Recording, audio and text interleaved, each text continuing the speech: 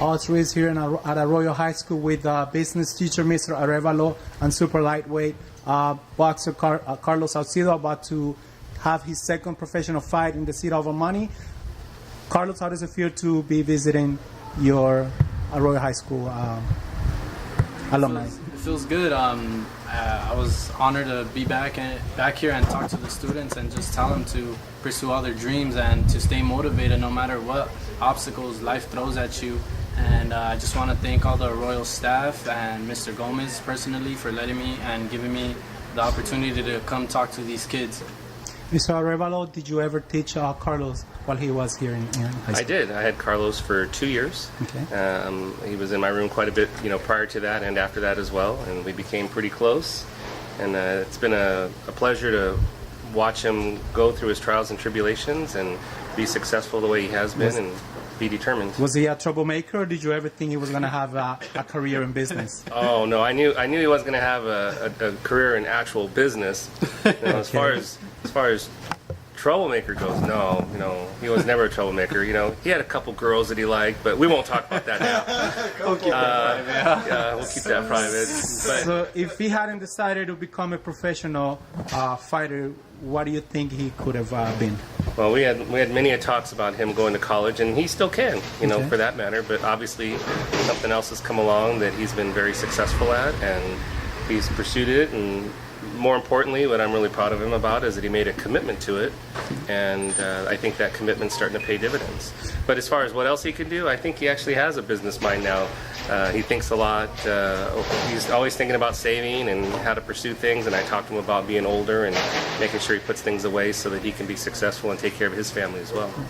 You just had a conversation with him not so long ago, telling him to think when he was older what he could be doing when the time that he turns 50. Sure.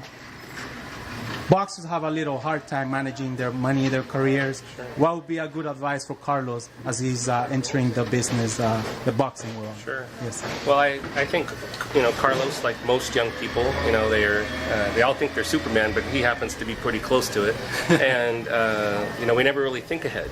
And so I always like to challenge young people to think about things when they're 50 years old. I just use that number arbitrarily, but I also show them how they should be saving money, living within their means, have a budget, and save for a rainy day. The rainy days are always going to come, and it's very important that they have a plan on how to address those. And in speaking with Charlie about that, he's been extremely receptive.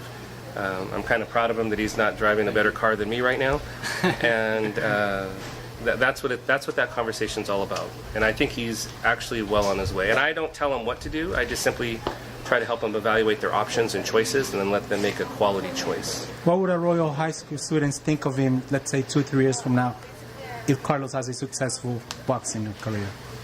Well, honestly, every person that I speak to that knows Charlie is proud of him already. I think he represents himself. I think he represents Arroyo and his family, and I think he's doing a very good job of what he's doing already.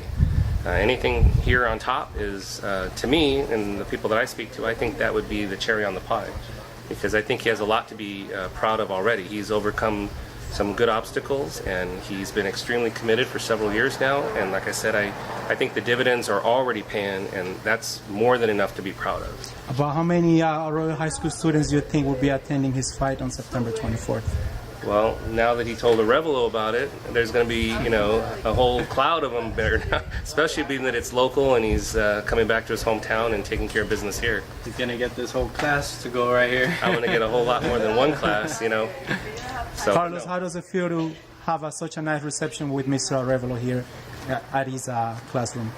It feels great. I always looked up to him. He's always gave me great advice, and that's why I would always come to his classes too, because there's been days where I would come due to family problems and things like that, and I would just talk to him about it, and he was a teacher where I felt like I can open up to, and he would give me the right guidance to what steps to take in my life and which ones not to. And I just thank him for that, and I always appreciate it, and that's why I'm back here and thanking him personally and telling him thanks for all the advice that he's giving me. And not just that, he has a great head on his shoulders, business-wise and everything. He knows what he's doing. He knows how to manage his money and things like that, and he's just a great guy all around. Mr. Arevalo, thank you for having us here at your class. Carlos, much success. September 24th, second professional fight for Pepper Time. Carlos Saucedo. Be Thank you, there guys. or be square. Yeah.